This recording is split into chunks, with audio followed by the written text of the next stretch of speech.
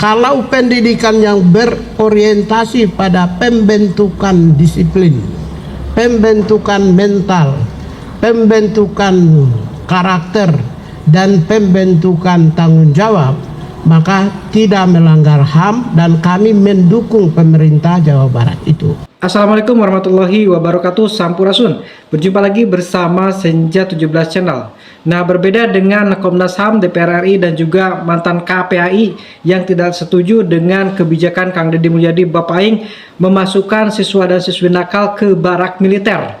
Nah, ini Menteri Natalius Pigai sebagai Menteri Hak Asasi Manusia itu sangat mendukung ide Kang Deddy Mulyadi Bapak Aing untuk memasukkan siswa dan siswi nakal ke barak militer.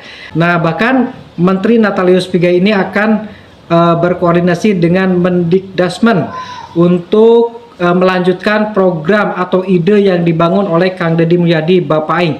Kita saksikan sama-sama videonya. Kalau itu tidak dilakukan yang disebut corporal punishment. Corporal punishment itu adalah sebuah hukuman fisik yang selama ini sudah ribuan tahun berlangsung, di mana ada pendidiknya memberi hukuman kepada yang dididik dengan cara yang agak sedikit bertentangan dengan prinsip. Misalnya cubit telinganya, dipukul tangannya supaya dia disiplinnya.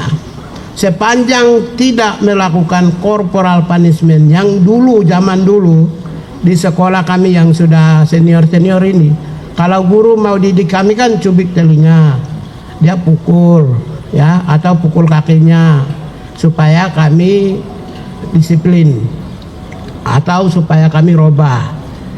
Itu namanya corporal punishment. Boleh lihat di Google supaya lebih jelas.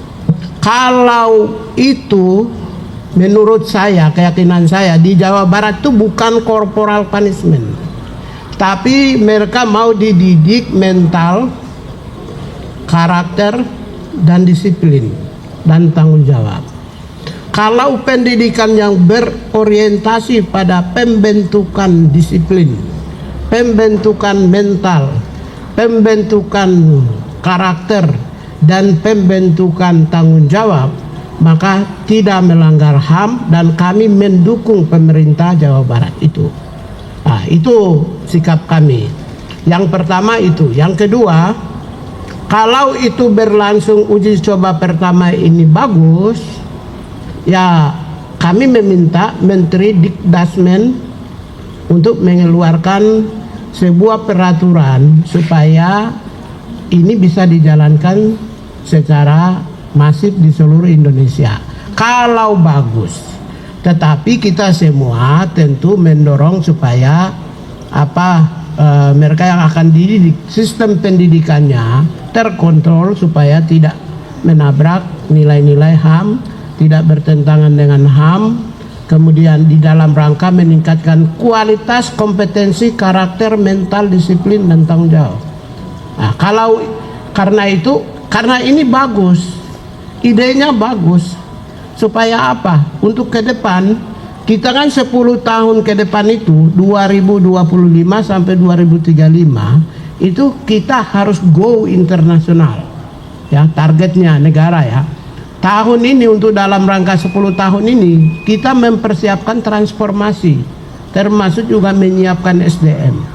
Andaikan 2035 itu SDM Indonesia itu mindsetnya mindset HAM, mindset demokrasi, mindset tentang keadilan sosial, perdamaian, kepedulian, itu terbentuk, masyarakat komunitas yang terbentuk, maka nanti 2035 dengan nilai produktivitas yang tinggi, disiplin yang tinggi, tanggung jawab yang tinggi, ya, kapasitas yang baik, yang kompeten, maka kita punya target 2035 go internasional, itu kita bisa berani gitu.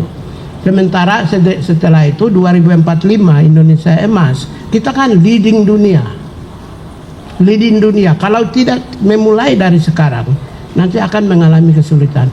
Oleh karena itulah Presiden sendiri telah mencanangkan program-program populis, yaitu makan bergizi gratis, tapi supaya kualitas sumber daya manusia kita itu lebih baik, pendidikan yang berkualitas, ya bahkan orang-orang miskin pun disediakan sekolah khusus, kesehatan yang memadai, sehingga apa? Dengan kualitas rakyat manusia Indonesia yang baik, itu kita bisa go internasional 2035 dan 2045 kita leading di tingkat dunia. Ya, karena itulah menyiapkan generasi-generasi yang tanggung jawab, yang disiplinnya tinggi, yang berkarakter, maka akan lebih mudah bagi kita. Ini sebenarnya untuk kepentingan bangsa dan negara di masa yang akan datang. Salah satu yang dimulai oleh Jawa Barat itu salah satunya menuju ke sana, menyertai kebijakan-kebijakan populis yang sedang dicanangkan oleh Presiden dan sedang dilakukan oleh Presiden Prabowo Subianto. Saya kira itu ya.